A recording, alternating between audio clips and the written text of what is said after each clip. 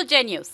ఆమదాల వలస నియోజకవర్గ ఎమ్మెల్యేగా ప్రమాణ స్వీకారం అనంతరం రాజధాని నుండి స్వస్థలానికి చేరుకున్న ఎమ్మెల్యే కూడా రవికుమార్ కు అడుగడుగునా ప్రజల నుండి ఘన స్వాగతం లభించింది. విశాఖపట్నం ఎయిర్పోర్ట్ నుండి ఆదివారం ఉదయం బయలుదేరి శ్రీకాకుళం వచ్చారు. విశాఖపట్నం, కంచెరపాలెం, మధురవాడ, పైడి భీమవరం, ఎచ్చెర్ల, చిలకపాలెం మీదుగా శ్రీకాకుళం పట్టణంలోకి అడుగుపెట్టిన రవికుమార్ కాన్వాయ్కు అడుగడుగునా నీరాజనాలు తెలుపుతూ పూల వర్షాలతో స్వాగతం పలికారు. శ్రీకాకుళం జిల్లా చరిత్రలో ఏ నేతకు రాని జనం కూన రవికుమార్ కోసం వచ్చారు. విజయోత్సవ సభలో ఆయన మాట్లాడుతూ ర్యాలీలో స్వాగతం పలికిన ప్రతి ఒక్క కార్యకర్తకు, ప్రజలకు పేరు పేరున నా పాదాభివందనం. ఎన్నికల ప్రచారంలో చెప్పిన ప్రతి ఒక్క హామీని నెరవేరుస్తా. ఆమదాల వలస శ్రీకాకుళం రోడ్ 4 నెలల్లో పూర్తి చేస్తా. ప్రతి ఇంటికి మంచినీటి కుళాయి పనులు అతి త్వరలో చేయిస్తా. వైసీపీ నాయకులు, కార్యకర్తలు తోకదాడిస్తే తాట తీస్తా. జాగ్రత్తగా ఉండాలన్నారు. ఇసుక ధర భారీగా తగ్గించి ప్రజలకు అందుబాటులో తెస్తామన్నారు.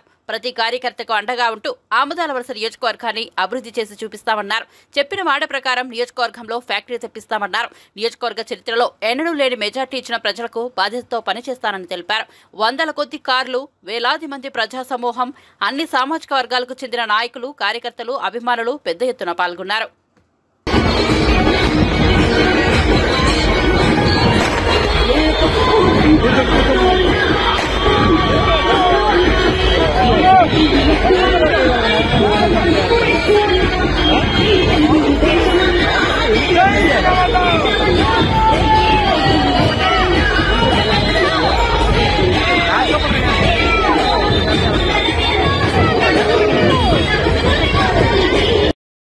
నేనే ఒక బాధ్యతగా స్వీకరిస్తున్నాను.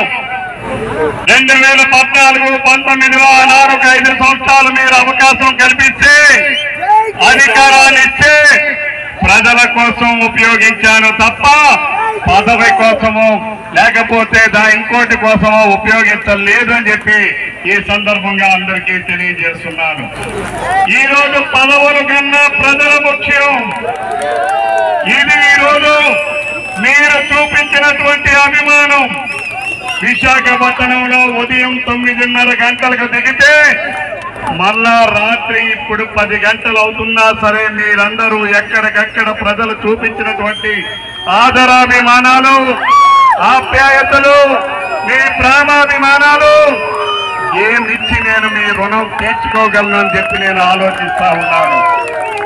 నేను ఒక్కటే మీ అందరికీ మాటిస్తున్నా, ఈ నియోజకవర్గాన్ని అగ్రగామిగా ఉంచుతా.